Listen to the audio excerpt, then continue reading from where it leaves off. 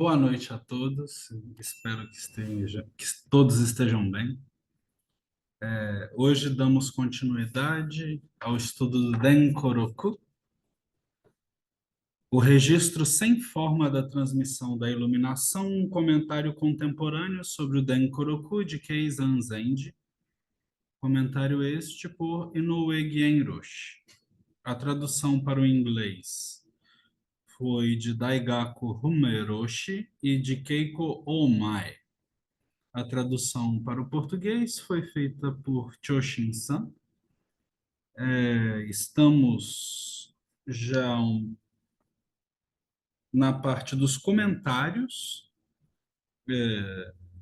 os comentários de Noe Genroshi sobre o texto raiz, né? E aí Noe Genroshi ele segue o padrão de estudos dos monges e mestres zen budistas, então ele vai comentando frase por frase, né? Pedaço por pedaço do texto, né?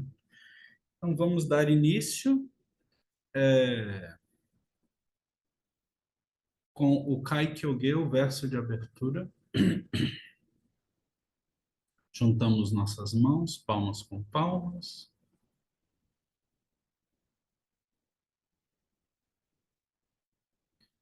Kaikyoge.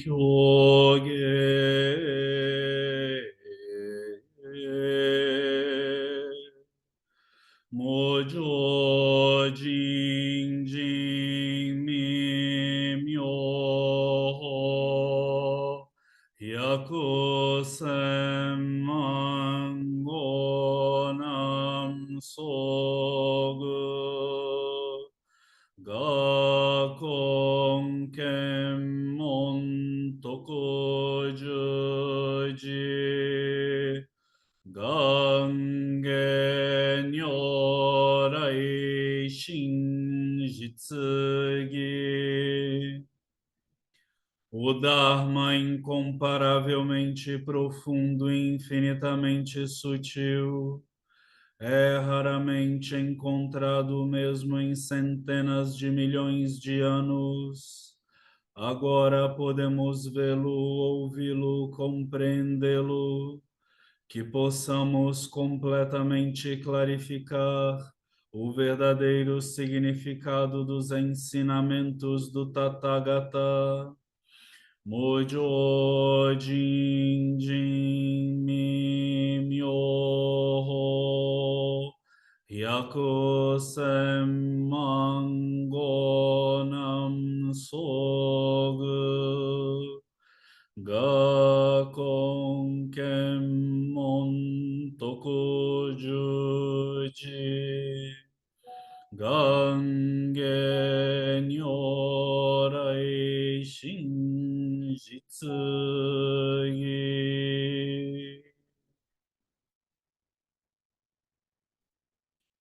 Muito bem. Então, retomando o texto e retomando a ideia geral do texto, esse capítulo, que é o primeiro capítulo, que é o capítulo que fala da transmissão da chama, né, a transmissão do Dharma entre Buda Shakyamuni e Mahakasyapa, Makakasho. Essa transmissão ela se dá quando, no caso raiz, né, a gente pode voltar lá, o primeiro ancestral, o venerável Mahakasyapa, quando honrado pelo mundo, ergueu uma flor e piscou seus olhos, Mahakasyapa abriu um leve sorriso. O honrado pelo mundo disse: Eu tenho o tesouro do verdadeiro olho do Dharma, a mente sublime de Nirvana, a qual confio a Mahakasyapa, a Makakasho. Quando a gente pega esse episódio, né, e é um episódio muito icônico dentro de toda a história do Zen, né? Porque de fato é aí que nossa escola, a escola Zen, ela começa de fato.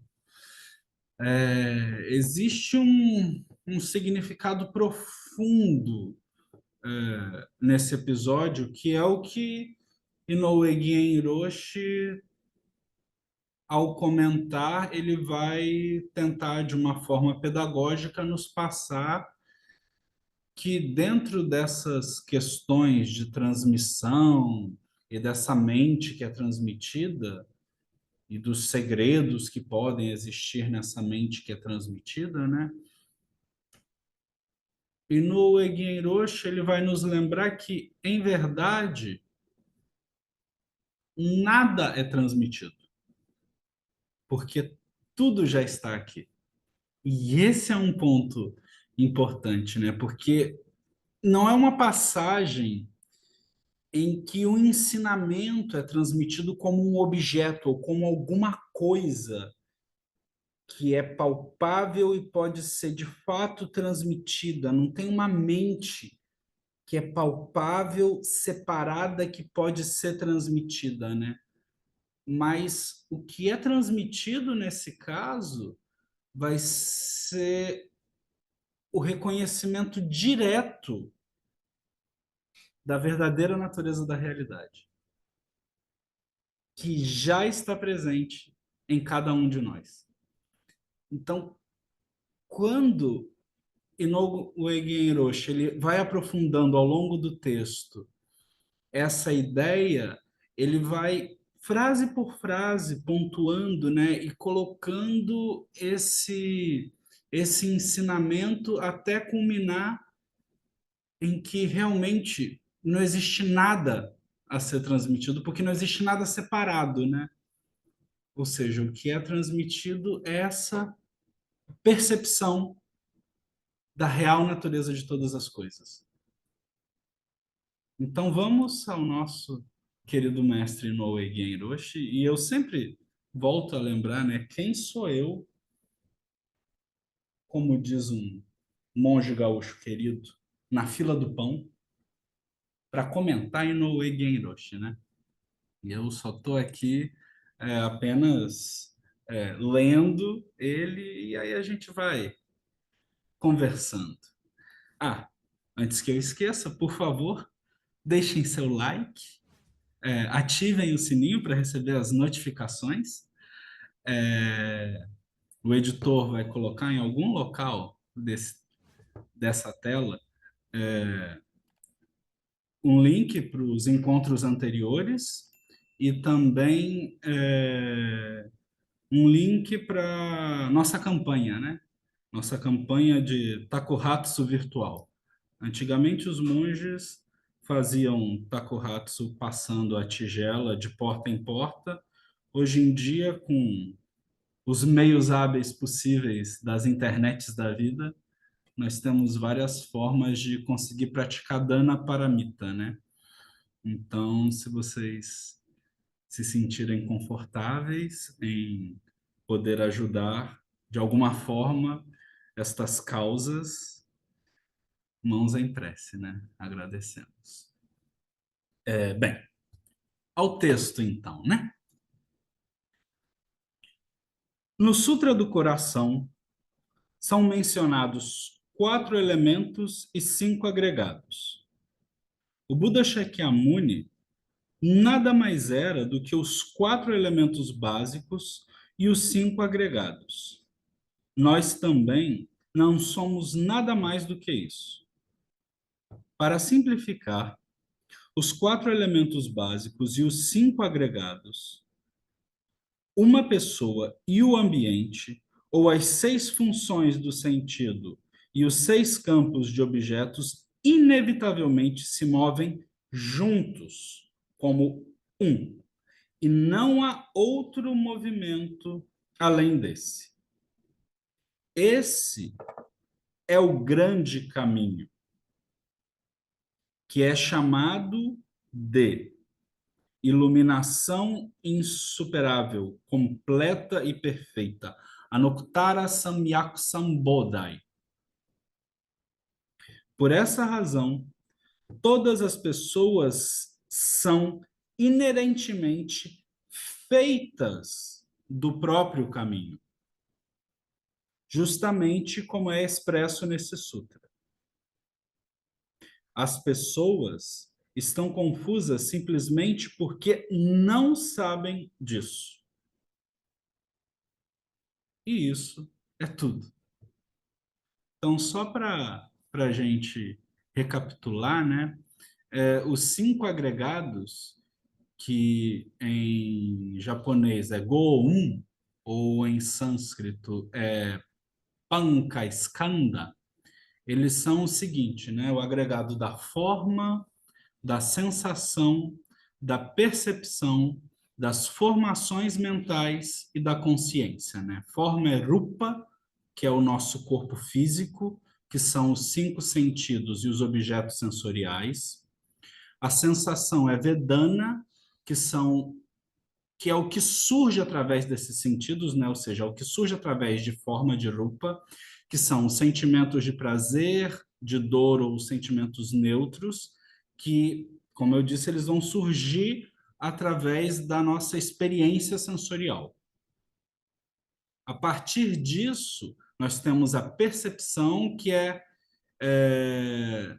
sanjanya, que vai ser o reconhecimento ou identificação desses objetos, das formas, dos sons, ou seja, de todas essas coisas que o nosso corpo físico e os nossos sentidos captam, né?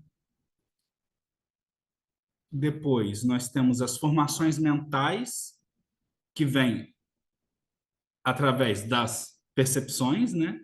Que é samskara, né? Que são os impulsos, as intenções, os hábitos, emoções e tendências kármicas. E a partir disso, nós temos a formação da consciência, que é Vijnana, ou Vijnana, que vai ser a consciência dentro delas, a consciência visual, auditiva, e de todos os sentidos, e a mental, né? Então, esses cinco agregados vão ser o que compõe esse eu que está falando aqui, assim, fisicamente para vocês, né? E os quatro elementos que ele fala que é Shidai em japonês ou Katur Mahabhuta, né? Meu sânscrito é péssimo, mas é o que está escrito na cola do monge. Eles vão ser terra, água, fogo e vento, né? Terra, e aí dentro do nosso corpo, terra é o que representa a solidez ou as estruturas que são os ossos, músculos e carne. A água é a coesão ou fluidez, que é sangue, saliva e urina. O fogo é o calor ou o metabolismo e a digestão. E o ar é o movimento, a respiração, circulação e os nervos. Essas são a nossa composição mais física, mais palpável, né? Mas tanto esses cinco agregados quanto esses quatro elementos, ou seja, os cinco agregados que vão dar a composição das percepções mentais, quanto os quatro elementos que são as nossas percepções físicas, elas são composições mutáveis o tempo todo, né? Porque a gente tem que lembrar que todos os fenômenos, inclusive este eu que vos fala e este eu de vocês que me ouvem, eles não são fixos e permanentes, né? Então, todas essas percepções dos agregados e dos elementos, eles são percepções mutáveis, né? E dentro dessa mutação desses fenômenos que são momentâneos, né? Essa essa forma, ela se dá através de uma percepção do vazio que está inerente a essa mutação. Então, quando no Sutra da Essência da Perfeição, da Sabedoria, tem lá, forma não é mais que vazio, vazio não é mais que forma. Quando o Sutra fala forma, aí é o primeiro agregado, né? A gente está falando de Rupa, né? E aí o Sutra é porque, na versão que a gente tem, ela não é uma versão, entre aspas, completa, que não fica repetindo, mas seria, né? Forma não é mais que vazio, vazio é exatamente forma. Aí, sensação não é mais que vazia, é, sensação é exatamente vazia, né? Percepção e assim por diante, né? Cada um desses agregados, né? Então, quando Inoue Genroshi fala aqui, ele tá nos lembrando dessa conjuntura vazia e inerente aos agregados e aos elementos. Pois bem, e ainda assim, ninguém em todo o mundo estava ciente disso, né?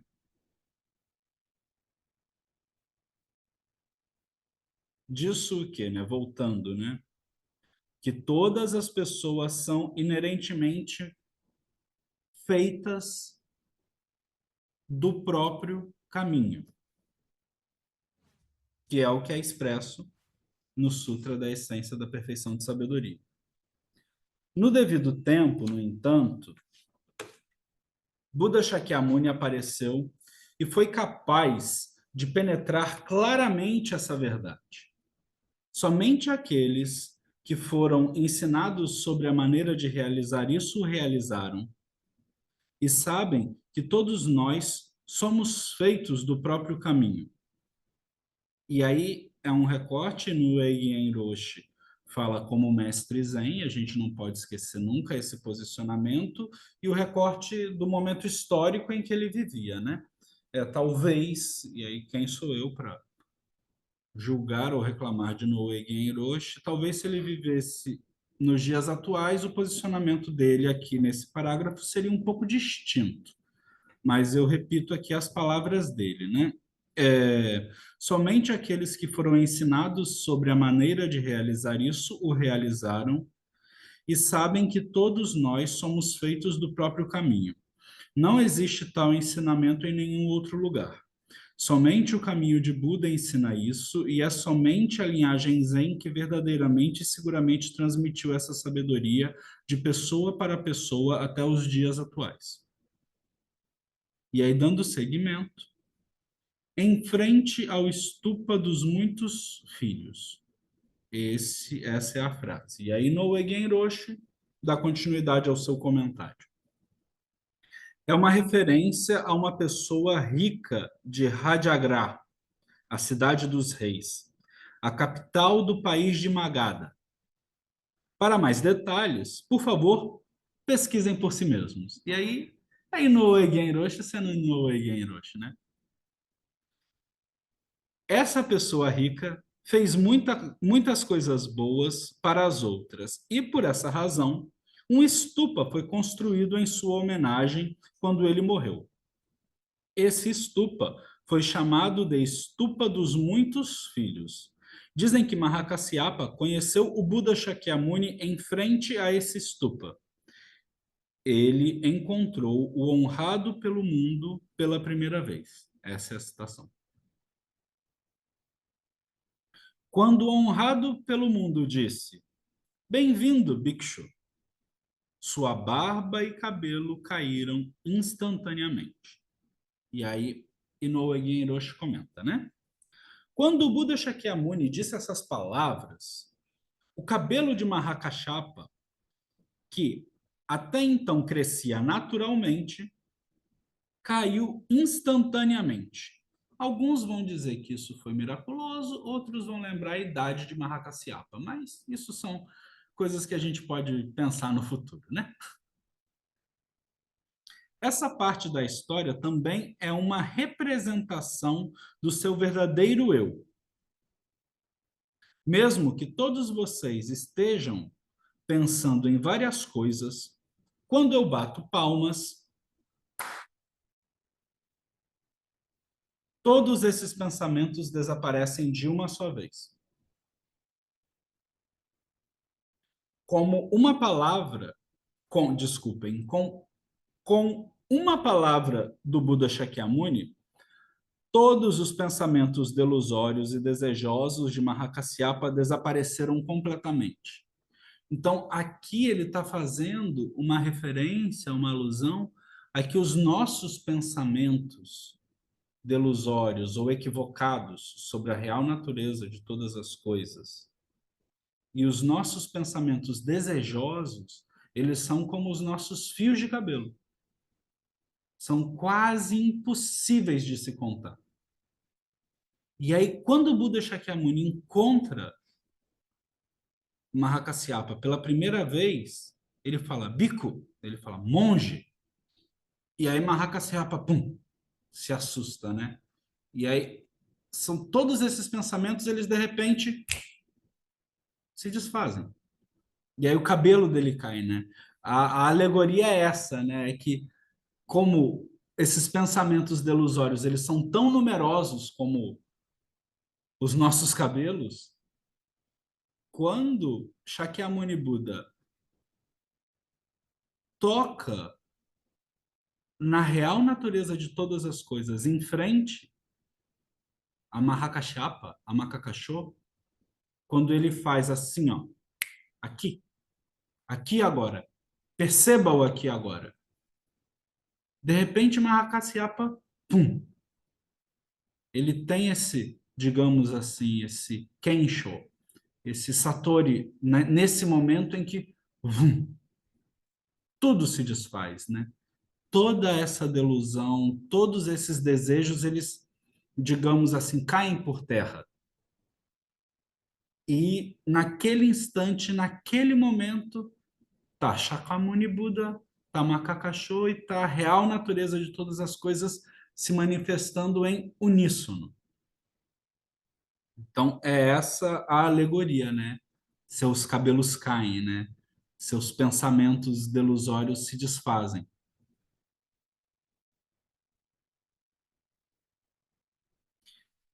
E um Kashaya se desdobrou sobre seu corpo. Essa é a citação. E aí, Inoue Genroshi diz: quanto ao Kashaya, ou Kasaya, todos vocês podem pensar nisso como um Kessa, ou um Kasaya, né? Como esse daqui, né? Um manto, como o que estou usando agora. Mas não é assim. Nesse caso, significa o Kasaya, o manto, que estamos usando antes de nascermos. Um Kasaya é o manto da liberação. Como diz no verso do manto, quão grande o manto da liberação, um campo sem forma de méritos. Isso significa que este corpo-mente é um manto da liberação que não é fixo ou determinado de nenhuma forma. Essa é a sua realidade. Isso está aqui expresso como um caçaia que se desdobrou sobre seu corpo. Portanto, Buda confiou-lhe o tesouro do verdadeiro olho do Dharma. E aí Noe Genroshi comenta essa parte, né? O tesouro do verdadeiro olho do Dharma refere-se à verdadeira natureza de si mesmo neste momento. E, portanto, essa frase significa que Mahakasyapa havia realizado como a verdadeira natureza do agora estava incorporada nele mesmo, naquele instante. Então, quando a gente estuda as circunstâncias, a gente vê que, na verdade, Mahakasyapa, ele realiza o caminho naquele instante, no instante em que ele encontra Shakyamuni Buda. Essa realização do caminho, ela não foi posterior. Ela não foi no momento em que Buda Shakyamuni levanta a flor. Quando Buda Shakyamuni levanta a flor, é apenas uma confirmação de que a mente de Macacachô, de que a mente de Mahakasyapa e a mente de Buda Shakyamuni acessavam ao mesmo tempo a real natureza de todas as coisas. Acessavam ao mesmo tempo essa mente de Nirvana. Então, quando a gente olha essas circunstâncias, a gente vê que Macacachô, no instante em que encontrou Buda Shakyamuni, realizou o caminho. E após essa realização, ele praticou as 12 austeridades. E aí vem a pergunta, né? O que são as 12 austeridades? E aí, bem, as 12 austeridades, elas são as 12 práticas dos monges e monjas que seguiam e que seguem ainda o caminho Hinayana e que seguem o Vinaya, né? O Vinaya básico. Então, as 12 austeridades, elas são denominadas em sânscrito como Dutanga. E elas são as seguintes, né? A primeira austeridade é que o vestuário é feito de trapos abandonados, ou seja, é o pansu kulika, que é usar roupas feitas de tecidos descartados em vez de aceitar tecidos novos ou finos. A segunda austeridade é usar apenas 3 vestes, que é o tessivarika, que é possuir apenas 3 vestes básicas de um monge monja, né? Ou seja, não ter roupas extras. Essas 3 vestes, quando a gente faz a cerimônia de ordenação na nossa escola, na escola Zen Soto, parte da cerimônia de ordenação é entregar essas 3 vestes, né? Que são os 3 mantos. O manto de 5 tiras, o manto de 7 tiras e o manto de 9 tiras. O manto de 5 tiras, que seria a nossa roupa interior, ele é representado pelo Rakusu, que é um manto pequeno, né? O manto de 7 tiras é o manto que nós usualmente vestimos para fazer as práticas básicas de zazen e o cerimonial básico, né? E o manto de 9 tiras é o manto usado para pedir esmola e é o manto usado pelos oficiantes das cerimônias dentro da nossa escola, né? Esse é a segunda austeridade. A terceira austeridade é viver de esmola, ou pindapata, que é o takuhatsu, né? Alimentar-se exclusivamente do que se recebe em esmolas, sem cozinhar por conta própria.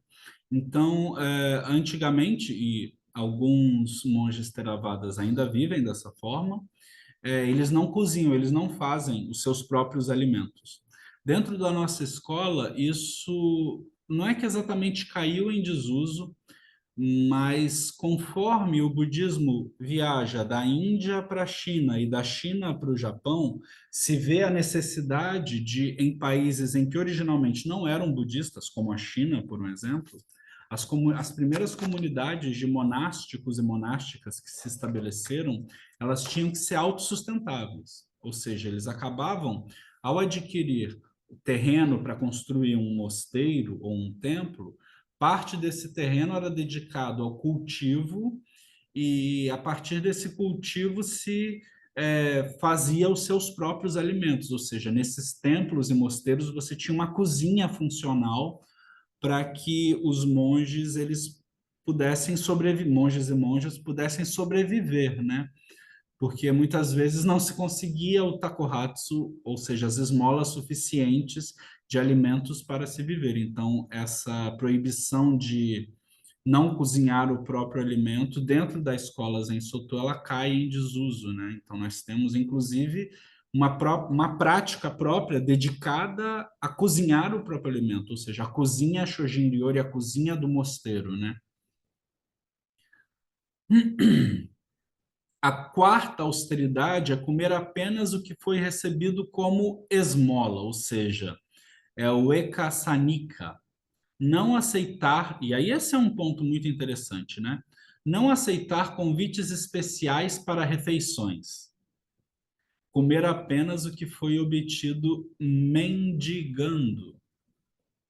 Muitas vezes os monásticos e monásticas eram convidados para banquetes luxuosos e especiais pelos governantes locais ou pelas pessoas de poder ou de status para mostrar que tinham relações com a sanga e que patrocinavam a sanga, né?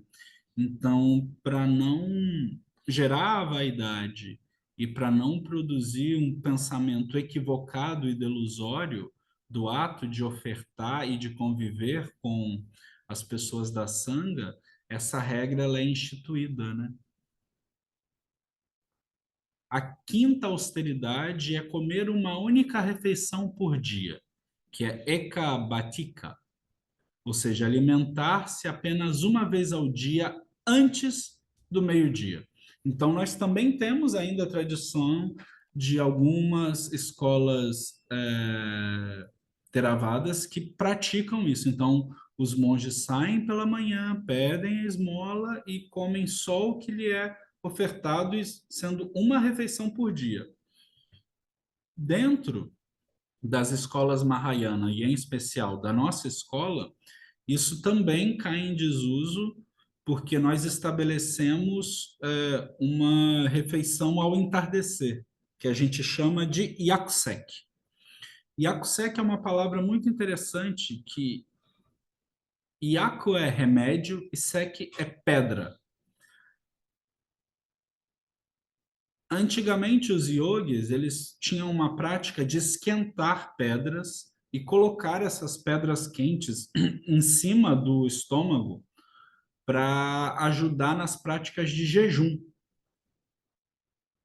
Então, através desse simbolismo, a nossa refeição do entardecer, ela é uma refeição um pouco mais reduzida, um pouco mais austera, e de preferência algo que seja facilmente digerido e quente.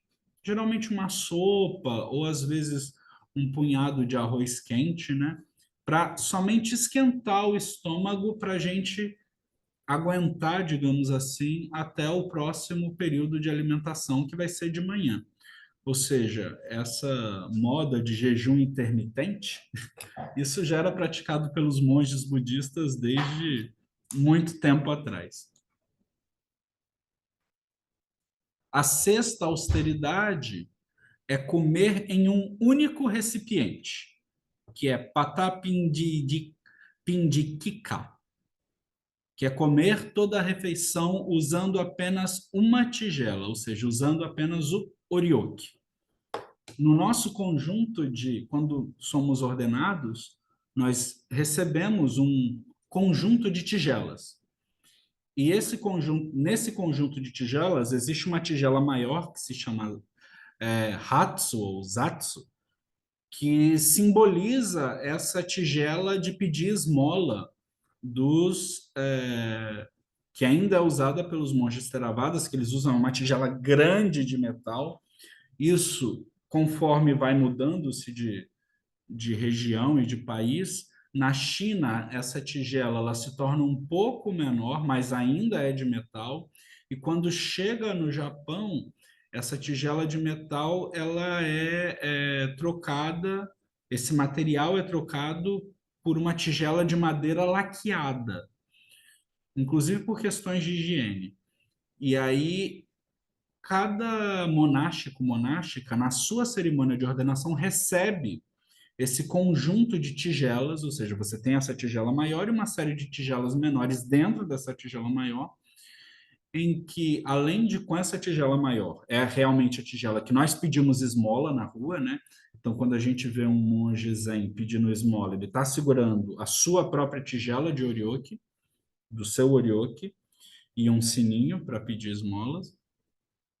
E é nessa tigela em que nós comemos arroz e também fazemos as outras refeições, é com essa única tigela. Então, isso se mantém dentro da nossa prática, né? A sétima austeridade é rejeitar alimento extra oferecido, ou seja, o kalu pakabatika, que é recusar qualquer alimento oferecido depois da refeição principal. Ou seja, dentro de um mosteiro, nós, durante a nossa prática de treinamento, nós só comemos exclusivamente nos momentos apropriados, ou seja, nos momentos de refeição e juntos.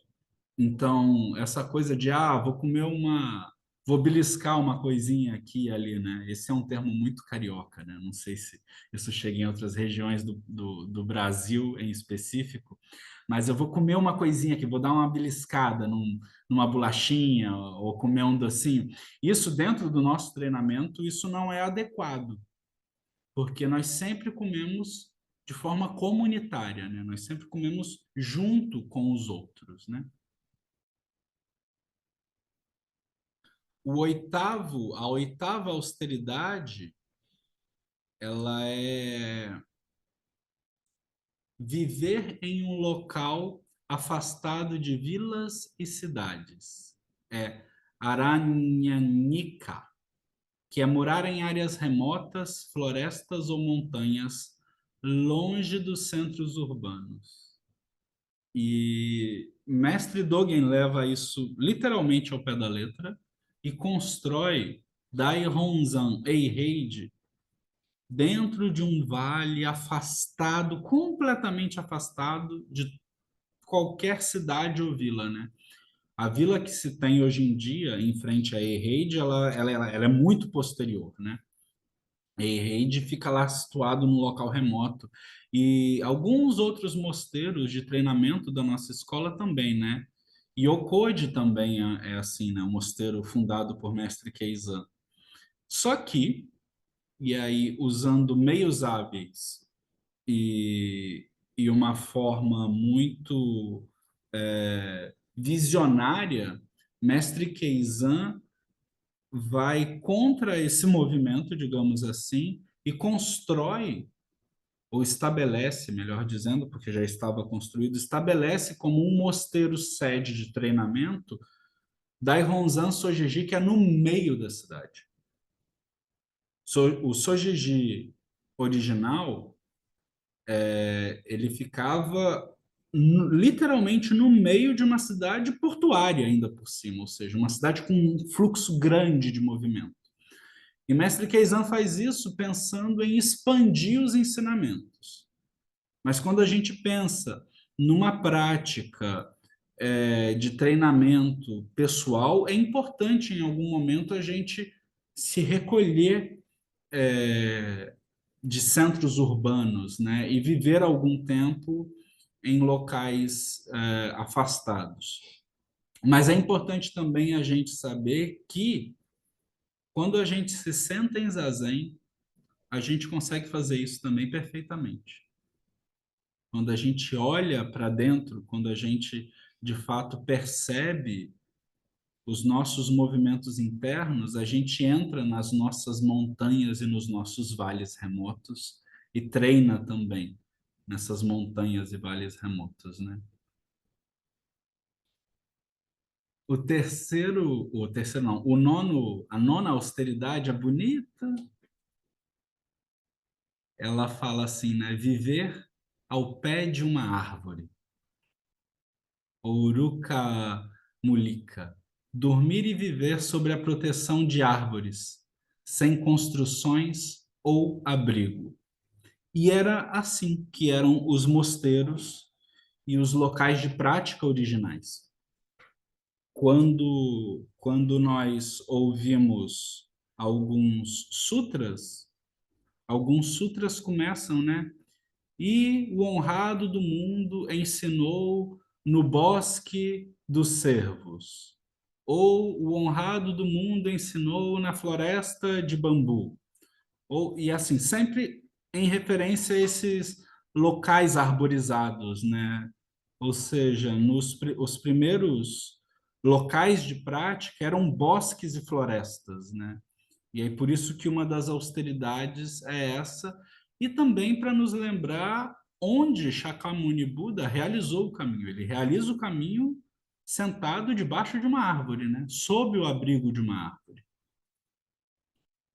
A 10ª austeridade é dormir a céu aberto. Abukasika, ou seja, não usar cabanas, telhados ou abrigos, dormir exposto ao céu. Isso na Índia é possível. Quando o budismo sai da Índia e vai para a China, a gente tem um problema que no inverno neva, né?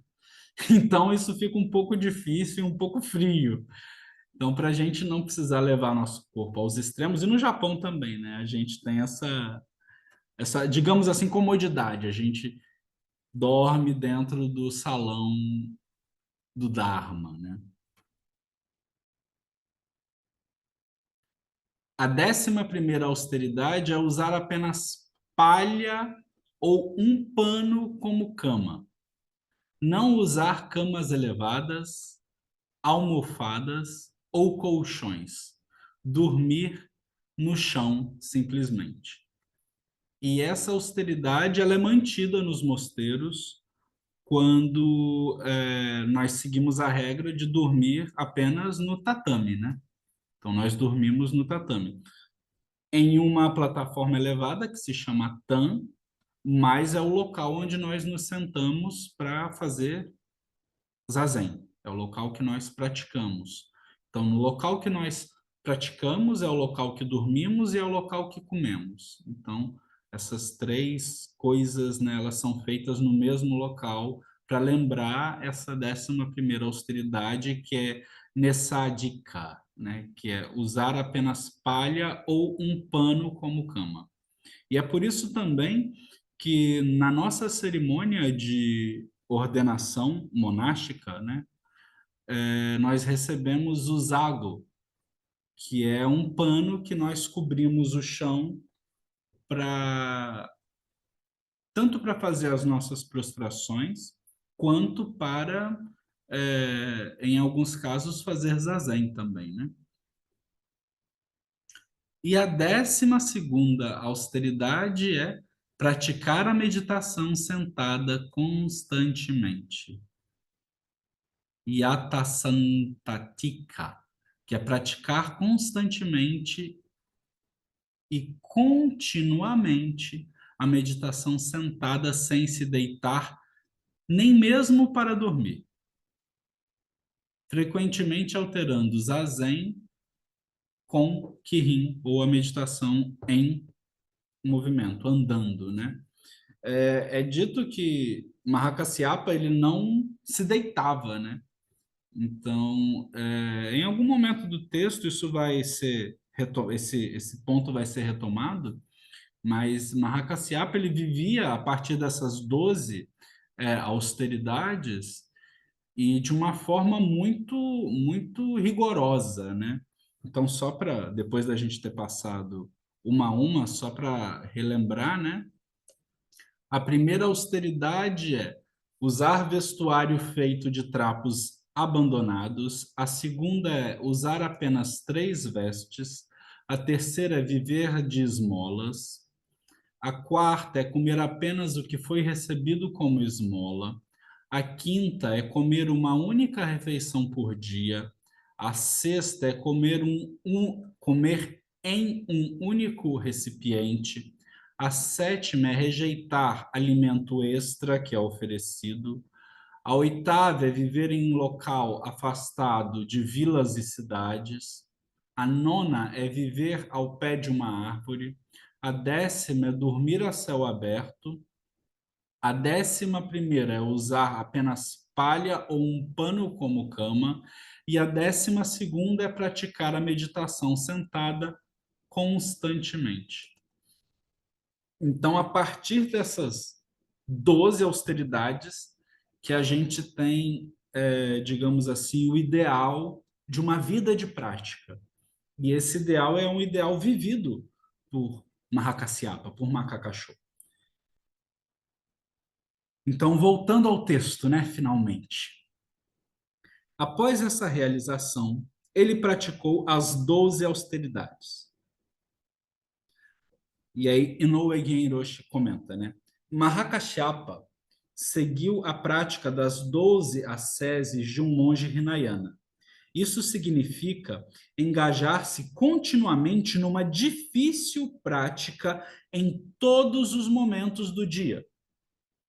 É correto entender que isso significa que ele praticava de tal forma que não dormia, e mesmo quando estava dormindo. Essa parte do texto é algo que vocês podem entender por si mesmos. Portanto, não é tão importante. Gostaria de prosseguir falando apenas das coisas que não estão escritas no texto, nunca perdendo tempo durante os 12 períodos do dia. Mahakasyapa praticava continuamente nessa condição, vendo apenas a aparência esfarrapada de suas vestes gastas. Todos no séquito suspeitavam dele. Embora, à primeira vista, Mahakasyapa parecesse assim, Buda Shakyamuni sabia claramente que Mahakasyapa havia realizado sua verdadeira forma, ou seja, a forma de estar no mundo.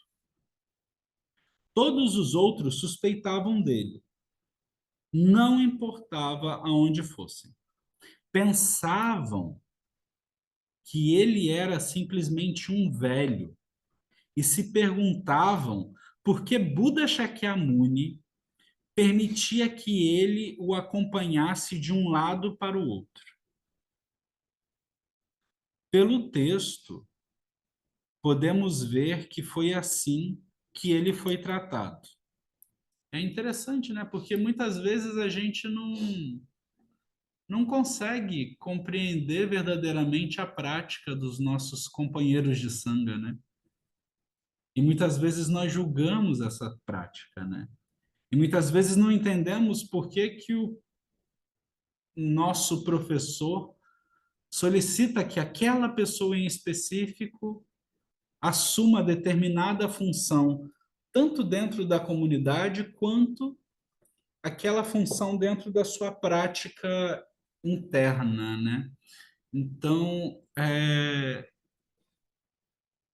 essa parte do texto ela nos lembra isso, né? De que a gente não deve julgar a prática do outro, né? A gente não deve julgar a prática dos nossos companheiros de sanga, né? Porque a gente não sabe o que está por detrás. Qual é o pano de fundo que leva aquela pessoa a praticar daquela forma, né? Então, quando a gente pensa Mahakasyapa, né, Macacachô realiza o caminho no momento em que encontra Buda Shakyamuni pela primeira vez. E não precisa declarar isso para ninguém. E Buda Shakyamuni também não precisa declarar isso para ninguém. Então, quão profundo que é essa prática e quão verdadeira que é essa prática e quão sincera que é essa prática, que não precisa ser declarado, ó, eu me iluminei. Ó, eu sou uma pessoa desperta. Não. Apenas segue a vida de forma natural, sem seus cabelos, né?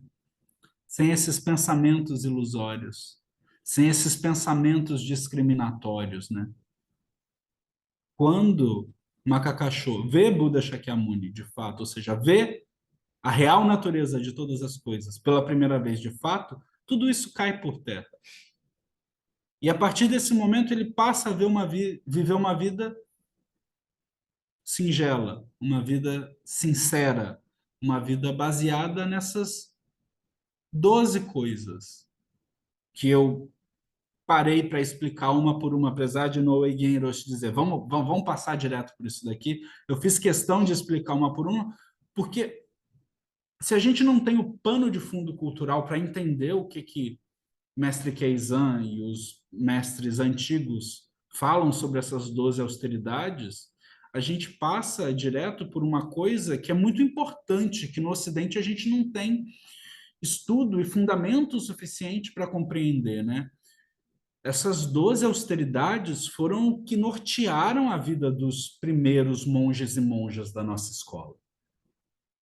E se a gente não dá o devido respeito e o devido local a ela, a gente perde, de alguma forma, o sentido da prática diária, que é a prática simples, né? Você não precisa de muita coisa. Você precisa ali de apenas palha ou pano como cama. Você precisa apenas de uma refeição por dia. Você precisa apenas praticar a meditação sentada constantemente, praticar zazen constantemente, né? Mesmo que seja andando, né, em Kirin. Ou seja, cada instante da sua vida, mesmo após o despertar, que é o que acontece com o macacachô, é um instante de prática. É um instante de permitir que a real natureza de Buda, a real natureza de todas as coisas, possa se manifestar sem que você fique querendo controlar aquelas situações.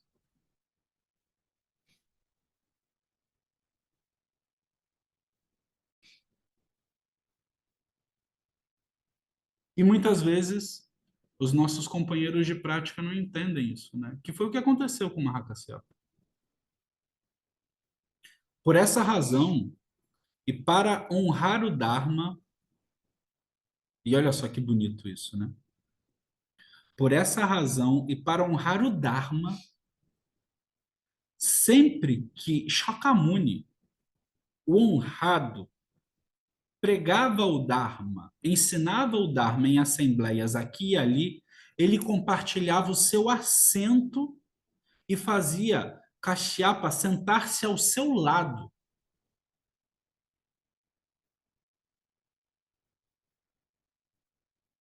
E isso é semelhante, e aí mestre Inoue Yen, né? Falando que isso é semelhante à moderna cerimônia do combate do Dharma, o Hosenshiki, no qual o monge junior chefe deve servir como o primeiro assento, o Shuso. Essa tradição indica a preciosidade do Dharma. Ou seja, o Shuso é a pessoa que de fato compreendeu o Dharma do seu mestre de bandeira do Dharma e consegue defender aquele Dharma naquele momento. E é a pessoa que representa de forma ativa aquele ensinamento. Ou seja, é a pessoa que de forma ativa representa a mente do mestre de bandeira do Dharma dentro do convívio da Sangha. É ao Shuso, a Shuso, que é confiado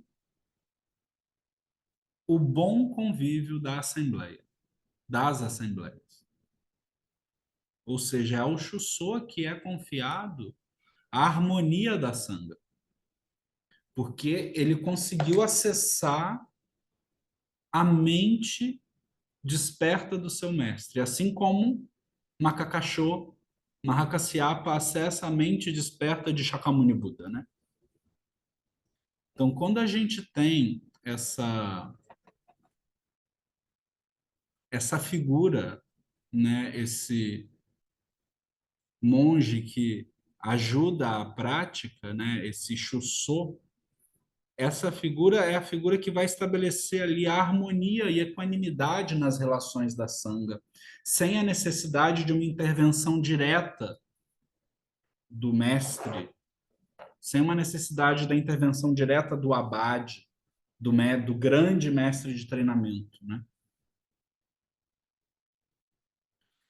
Depois disso, ele, Kasyapa, foi o assento sênior nas assembleias, ou seja, foi o Shuso nas assembleias. E ele não era apenas o assento sênior no séquito de Buda Shakyamuni, mas também o assento sênior que nunca se retirou do séquito dos Budas do passado. E aí Inoue Genroshi fala, certamente era assim. Qualquer pessoa que compreenda a verdadeira natureza deste corpo-mente é um assento sênior, é um Shuso, onde quer que esteja.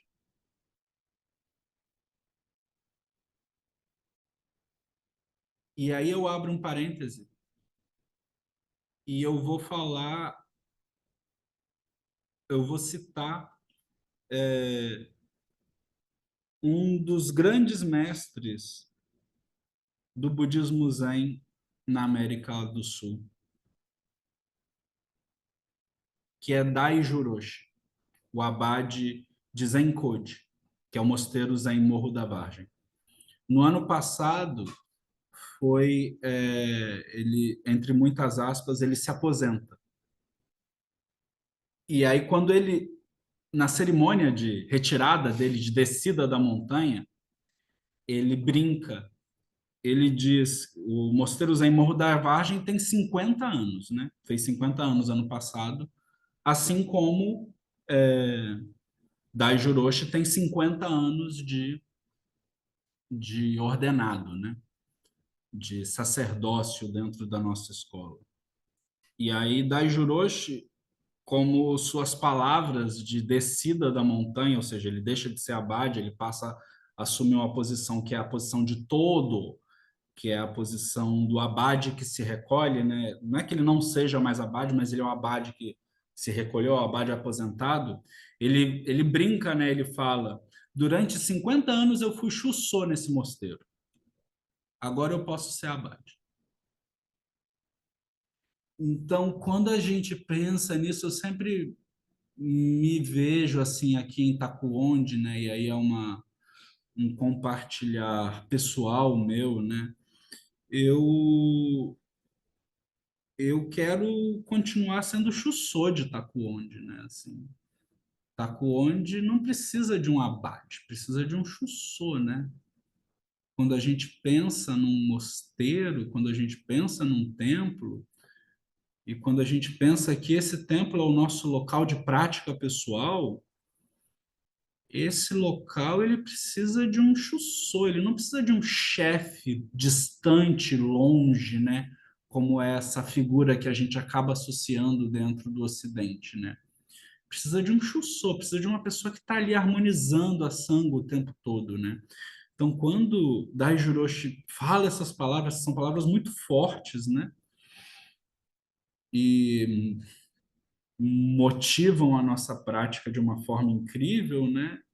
Ele nos lembra, né? A gente não pode jamais esquecer de ser chussô desses locais em que a gente convive o tempo todo, né?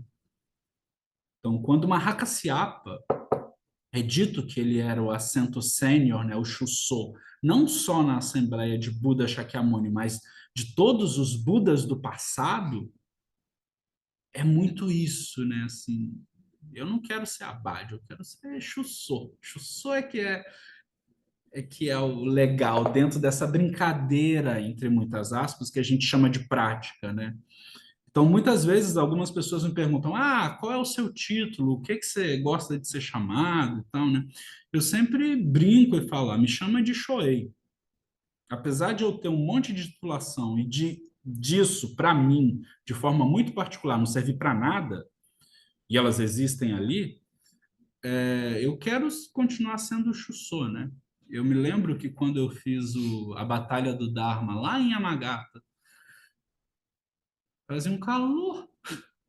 Foi, foi no verão, tava quente e, e o meu Rodoshi, o meu mestre de Batalha do Dharma, né, me perguntou o que que eu estava gostando de fazer, né? Assim, dentro daquele momento, daquelas situações todas que são várias cerimônias que acontecem ao mesmo tempo, né? E aí eu brinquei com ele, eu tô adorando regar o jardim. Aí ele, por quê? Porque quando eu rego o jardim eu consigo molhar mais o meu pé. E é isso, a gente não pode esquecer desses momentos simples, né? Esses momentos simples são importantes dentro da nossa prática em comunidade, da nossa prática de convívio com a sanga, né? Então, se a gente puder, de fato, de forma ativa, conseguir refrescar os pés das pessoas, a gente vai estar tendo uma prática mais significativa, né? Mas voltando aqui, né? Eu vou divagando aqui, voltando, né? Depois disso, ele, Cassiapa, foi o assento sênior nas assembleias. E ele não era apenas o assento sênior no séquito de Buda Shakyamuni, mas também o assento sênior que nunca se retirou do séquito dos Budas do passado. Certamente, e aí mestre Guien Roshi, né, fala, certamente era assim. Qualquer pessoa que compreenda a verdadeira natureza deste corpo-mente é um Shuso, é um assento sênior, onde quer que esteja. Pode parecer misterioso para algumas pessoas que sacerdotes budistas sejam colocados em uma posição mais elevada do que os outros. Mas isso é lógico. Isso ocorre porque ninguém mais pode mostrar e conscientizar as pessoas sobre o que é um ser humano e qual é a verdade das coisas. As pessoas tendem a sentir grande apreensão ao considerar quem tem um status mais elevado ou quando algo é demonstrado como errado. O meio pelo qual essas pessoas podem ser libertadas é o ensinamento do Buda Shakyamuni. Esse é o caminho para alcançar a verdadeira satisfação, na qual todos podem, com confiança, aceitar e consentir tudo. Portanto, é natural que alguém que ensina tais assuntos seja colocado em uma posição mais elevada. Então, é importante a gente também considerar isso, né? É importante a gente considerar quem está nos ensinando e por que essa pessoa nos ensina, né? E ter confiança, confiar no método, né? Confiar que de alguma forma aquela pessoa passou por um treinamento, né? Confiar no seu professor, professora. Então, é muito importante a gente ter essa abertura, assim como aconteceu na época de Buda Shakyamuni e Makakasho e Mahakasyapa, né? É ter essa confiança, né? Porque quando a gente para lembrar o que esse texto está querendo dizer, esse texto está trabalhando o tempo todo em que nada é transmitido, porque tudo está aqui, né? Ou seja, esse ensinamento que muitas vezes o pessoal acha que é um ensinamento secreto, que está distante, que é longe, na verdade está aqui no dia a dia, está na prática diária, está na lida diária, está no molhar o jardim, está no fazer a limpeza dos incensários, está em trocar as águas dos altares. Está aqui a cada instante. Cada instante é um instante de prática. Cada instante é a natureza Buda, é a real natureza de todas as coisas se manifestando. Ou seja, não tem nada para ser transmitido, porque tudo já está sendo transmitido. Essa verdadeira realidade, ela está sendo transmitida o tempo todo, porque ela está aqui presente o tempo todo, né?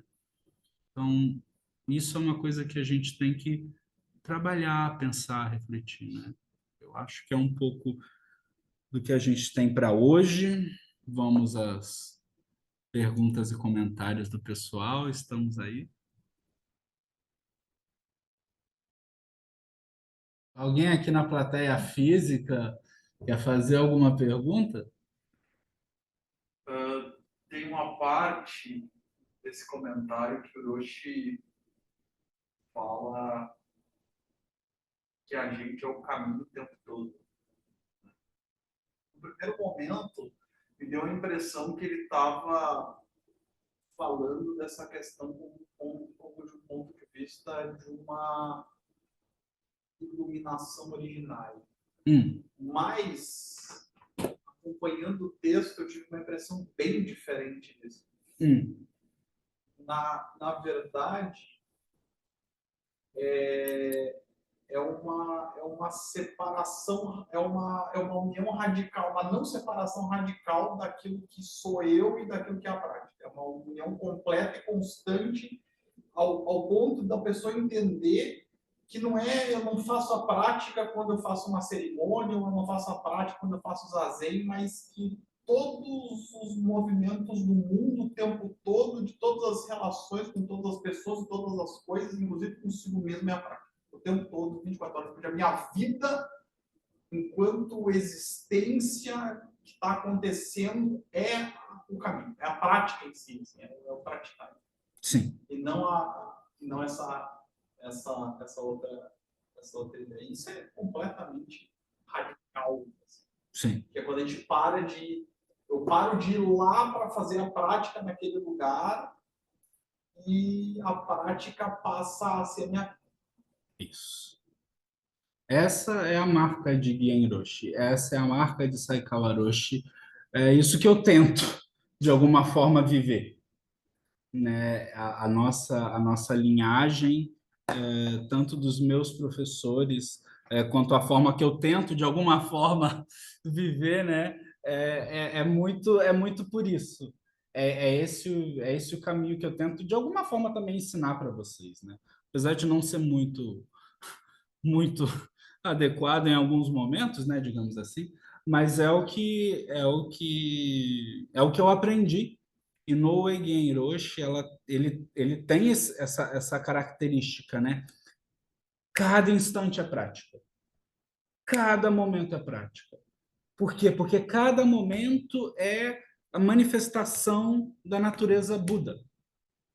Então, desde o momento que eu acordo com dor de cabeça, ao momento que eu vou, desculpem o termo, limpar as minhas necessidades fisiológicas, né? Literalmente limpar, minhas partes.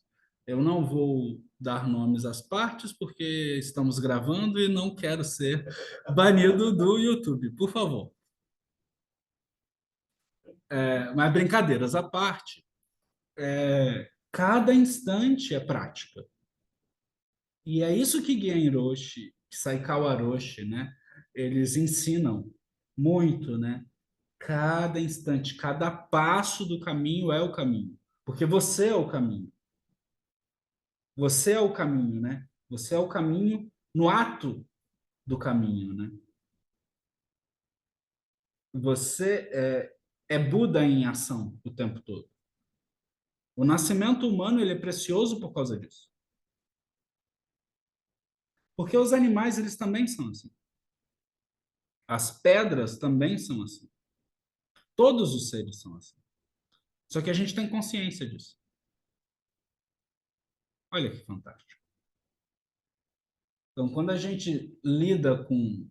Aqui em casa, aqui no templo, nós temos duas cadelas. Uma se chama Cara e outra se chama Shanti. A Cara é Cara porque Cara é um dos animais mitológicos, né? E é o nome de um dos dragões de proteção. Kurikara, que é o dragão que envolve Fudomyo. E Shanti é paz, né? A cara de dragão que envolve não tem nada, porque ela é uma mistura de Rottweiler que você chega perto dela, ela mostra a barriga. E a Shanti de paz não tem nada, porque é o ser mais espiritado, ligado em 220, que a gente conhece. Mas elas são interessantes nessa lida diária, né? Porque elas são a natureza Buda se manifestando ali o tempo todo, né? Quando você menos espera, a Shanti pula a cerca do canil e vem abanando o rabo, se jogando no chão, né? Quando você menos espera, a cara que tá deitadinha no sofá, lá, tranquila na dela, de repente pula do sofá e vira um dragão, assim, para patrulhar as fronteiras do templo, né? E é a real natureza de Buda se manifestando, né? Porque é aquele instante. Aquele instante necessita aquela ação. Então, quando a gente pensa nessa mente desperta, nessa mente iluminada, agindo, se manifestando, é estar presente ali naquele instante, né? A brincadeira do, dos cabelos que caíram, né? É muito isso, né? Essas delusões, esses pensamentos equivocados, quando a gente está no momento presente, os cabelos caem. A gente está ali, um com todos os seres, né? E os cabelos não crescem mais, né? Ou seja, porque a cada instante é um instante de prática, né? A cada instante essa iluminação ela está manifesta, esse despertar está manifesto, né? Então, quando o Guia Roshi nos traz isso é muito, digamos assim, revolucionário dentro do Ocidente. Porque dentro do Ocidente a gente sempre vê um resquício de que tem um nirvana a ser alcançado, a gente tem que praticar zazen o tempo todo para a gente ficar melhor, ou para a gente isso, ou para aquilo. Não, está aqui, manifesto nesse instante. Agora, quando vocês estão me ouvindo, quando vocês estão aí, apenas estando, apenas sendo, né? Sendo um com todos os seres. E é isso que a gente meio que vai esquecendo, né? A gente vai perdendo essa capacidade de se perceber um com todos os seres, né? E aí as roupas vão ficando finas, as comidas vão ficando selecionadas, eu gosto disso, gosto daquilo. Aí a gente passa a frequentar lugares mais apropriados para um praticante budista. E não, o local apropriado para o praticante budista é a rua. É onde a natureza Buda necessita da nossa presença, né? Necessita da nossa ação, dessa mente Buda em ação. E se a gente se esquece disso, a gente perde muito. A gente perde muito. Quando a gente pensa na primeira paramita, ou seja, na primeira ação de perfeição, é dana paramita, né? É doação. O que que você doa de fato? Você doa tempo de vida, né? É isso que é a única coisa que você consegue doar de verdade. Você pode transformar isso em um bem material. Você pode transformar isso em dinheiro e doar dinheiro. Mas quando a gente pensa em dana paramita, a gente está pensando em tempo de vida, né? Como você está compartilhando o seu tempo de vida com o outro, né? Como você está compartilhando o seu existir nessa manifestação com o outro, né?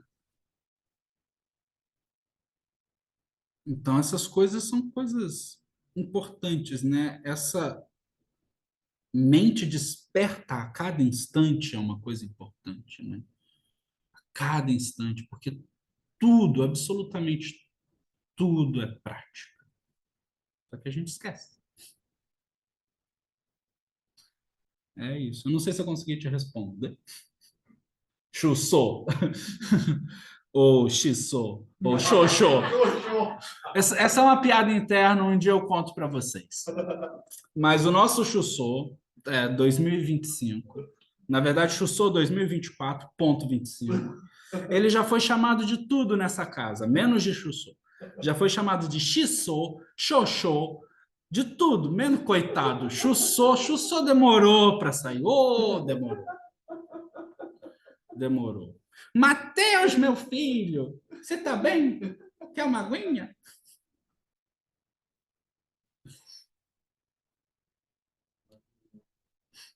É isso, é isso. No Mais show, alguma pergunta? no Rosen Chic saía bem alto.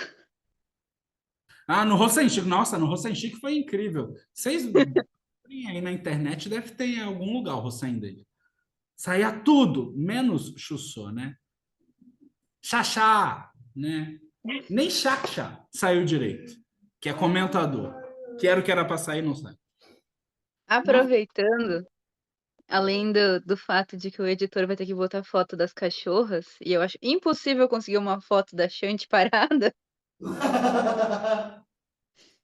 você comenta um pouquinho sobre o Rosen Chic que apareceu no texto, que muitas vezes o pessoal nos pergunta, e eu acho uma oportunidade excelente te pedir para comentar um pouquinho sobre o o que é. Rosenchic.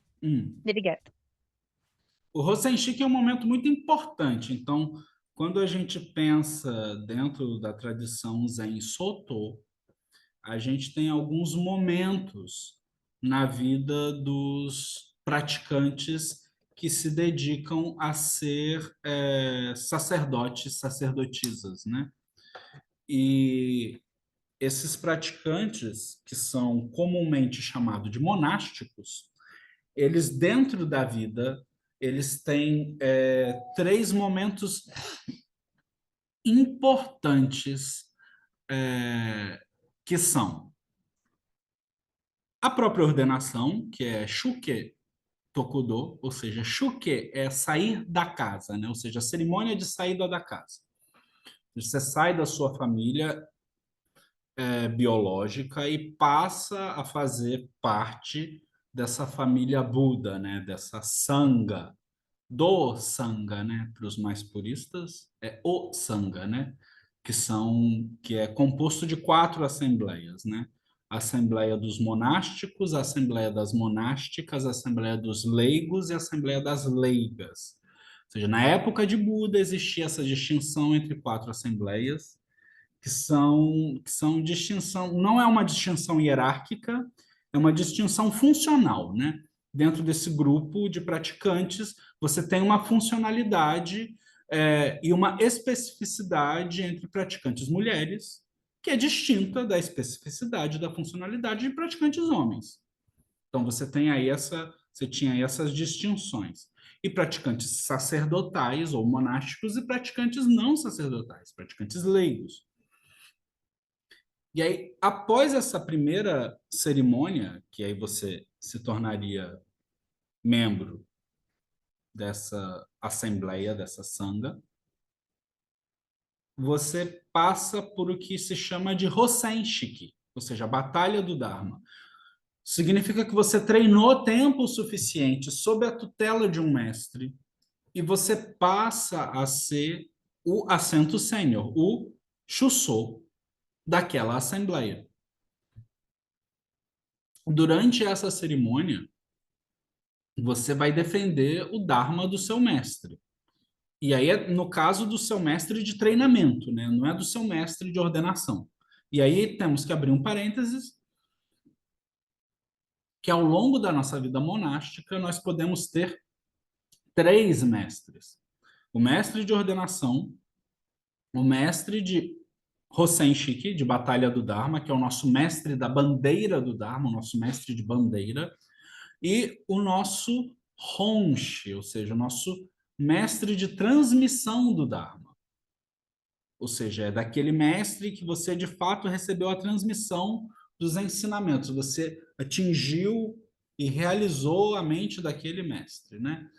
No caso do mestre de bandeira do Dharma, ou seja, do mestre de Hosen Shiki, você se torna Shuso, ou seja, você se torna noviço, líder dentro daquela comunidade, porque você é apto a representar o Dharma daquele mestre naquele período de treinamento. Ou seja, o Shuso, ele recebe um instrumento que se chama Shipei, que é um pedaço de arco partido que simboliza a espada do Dharma, que ela tira e dá a vida, né? Esse é o poema que é dito, né?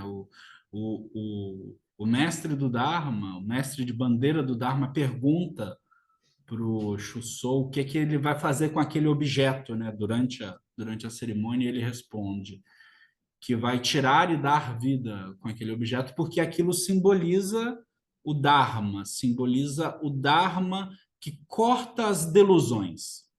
Então, naquele momento, aquela pessoa ela é apta a portar esse Dharma que corta as delusões do seu mestre de bandeira do Dharma, seu mestre e mestra de bandeira do Dharma, né?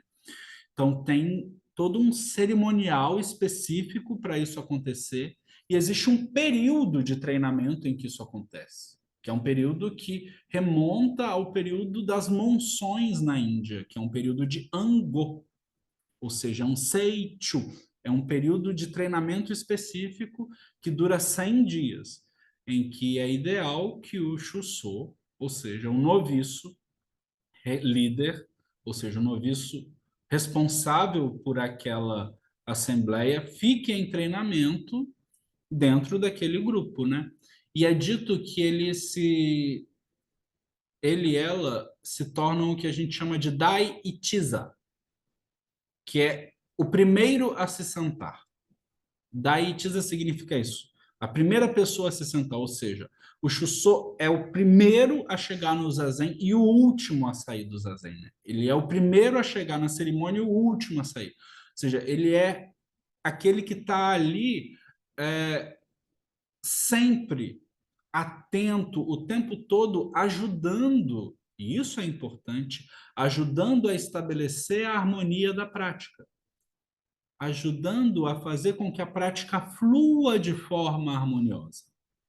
Então, como o Guien Roshi coloca aqui, né, não é porque ele é melhor, ele ou ela são melhores.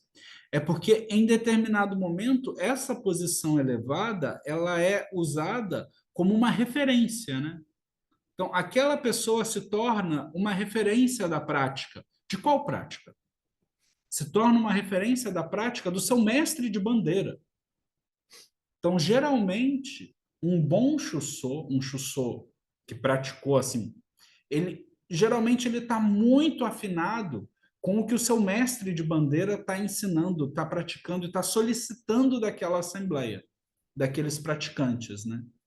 Então, o Shuso ele tem esse ajuste fino sempre em mente, né?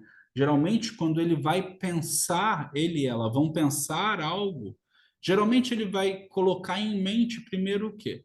O que o meu professor faria? Como o meu professor reagiria a essa situação?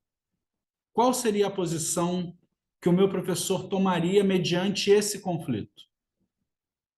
E aí, entendendo como é a mente do seu professor, professora, o Shuso ele vai conduzir e harmonizar ali aquela assembleia, aquela comunidade, né? Então, isso a gente está falando da prática ideal, né?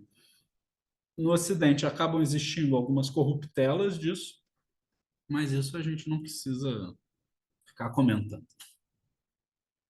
Não sei, eu respondi sua pergunta, Milgensen. Muito Ficou obrigada. alguma dúvida? Muito obrigada. Completaço.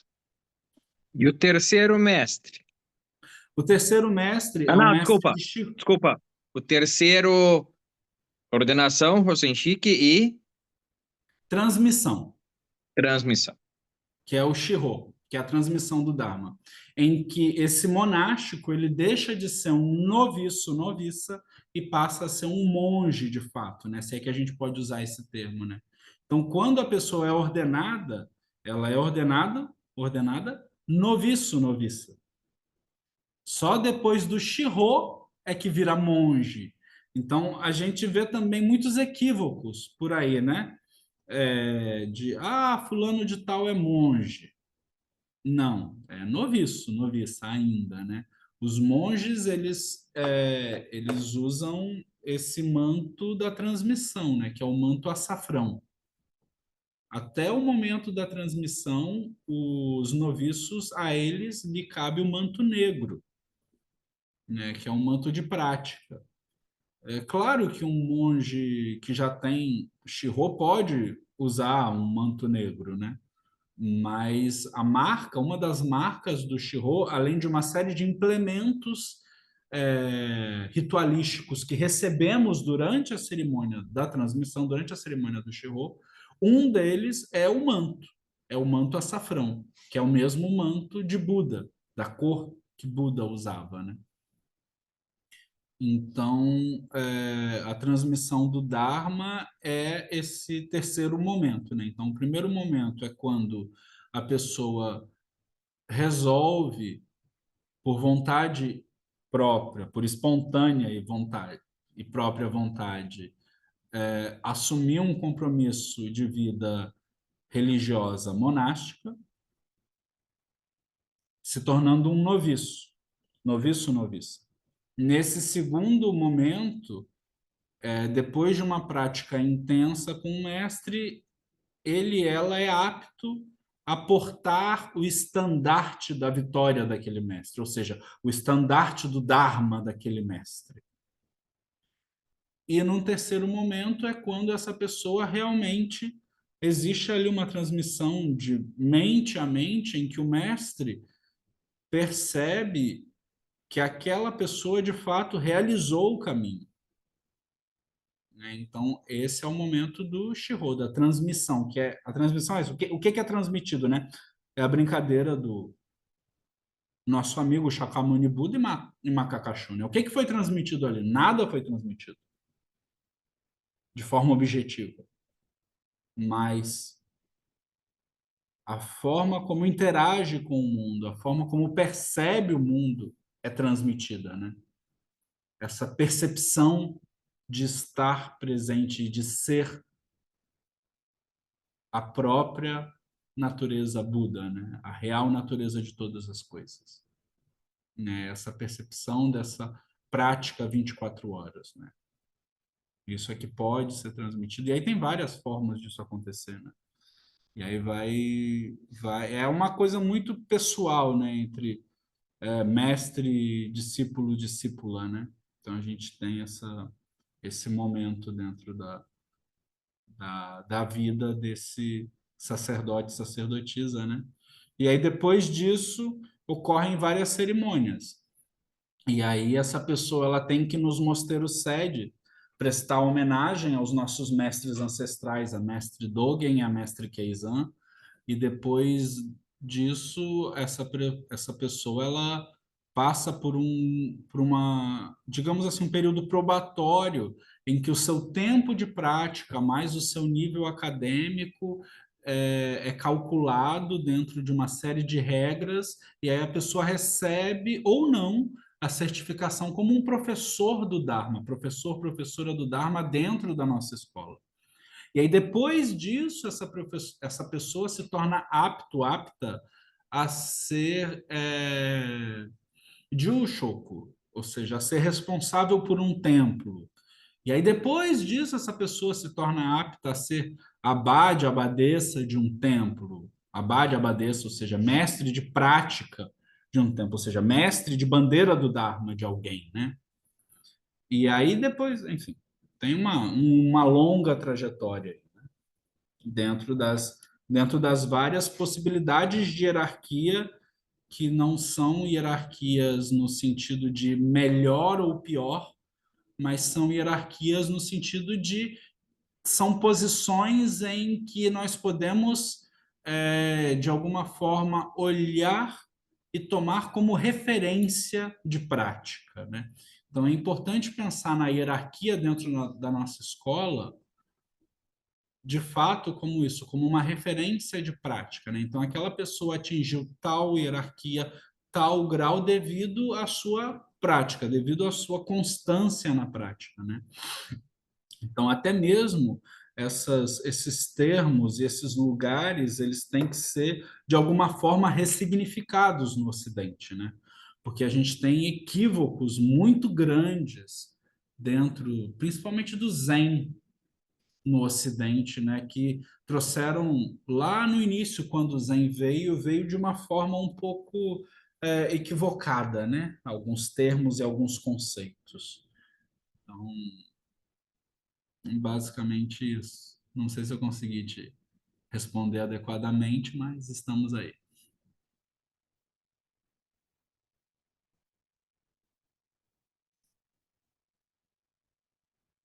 Mais alguma questão? Se não tem, bem, avançamos bastante no nosso tempo hoje. Muito obrigado pela prática e presença de todos vocês, do nosso auditório ao vivo aqui, né? E também de todos vocês que participaram conosco hoje. Eu gostaria de agradecer, principalmente, a paciência de todos, todas.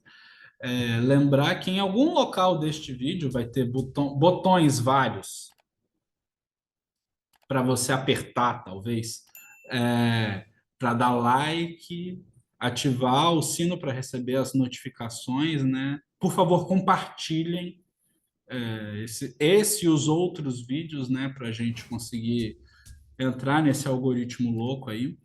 E também, se puderem, pedimos o apoio para o nosso Takuhatsu virtual, para conseguirmos ajudar a manter e sustentar o Dharma. Muito obrigado a todos novamente. Que os méritos de nossa prática se estendam a todos os seres e que possamos todos juntos realizar o caminho de Buda. Oferecemos a todos os Budas através do espaço e do tempo, a todos os honrados Bodhisattvas e Mahasattvas e a Mahaprajna Paramita, a Paramita da sabedoria completa, mãe de todos os Budas.